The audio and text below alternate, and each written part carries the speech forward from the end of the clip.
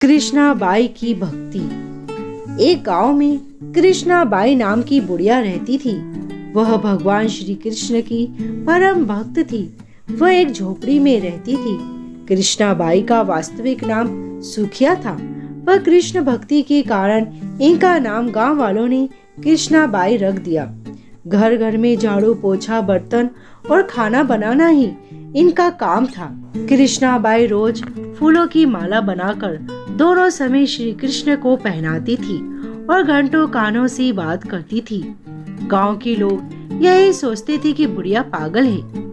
एक रात श्री कृष्ण जी ने अपने भक्त कृष्णाबाई से यह कहा कि कल बहुत बड़ा भूचाल आने वाला है, तुम यह गांव छोड़कर दूसरे गांव चली जाओ। अब क्या था, मालिक का आदेश था। कृष्णाबाई ने अपना सामान इकट्ठा करना शुरू किया और गांव वालों को बताया कि कल सपने में कान्हा आए थे और कहे कि बहुत पहले होगा, पास के गांव में चली जा।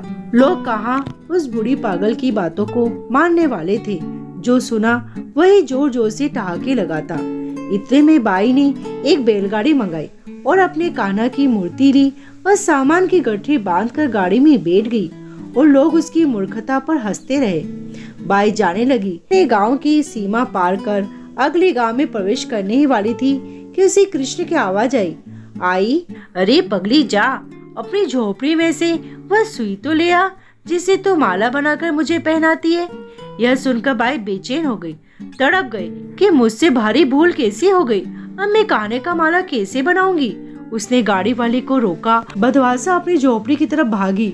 गांव वाले उसकी पागलपन को देखकर खूब मजाक उड़ाते। बाई ने झोपड़ी में सुई को निकाला और फिर पागलों की तरह दौड़ने लगी। गाड़ी के पास आई। गाड़ी वाले ने कहा कि माई तू क्यों परेशान है, कुछ नहीं होगा। बाई ने कहा, अच्छा चल अब अपने गांव की सीमा पार कर। गाड़ी वाले ने ठीक ऐसे ही किया।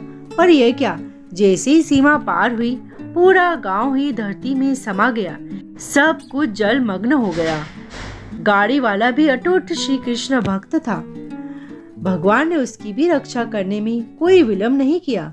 प्रभु जब अपने भक्ति की मात्र एक सुई तक की इतनी चिंता करते हैं तो वो भक्ति की रक्षा के लिए कितने चिंतित होते होंगे।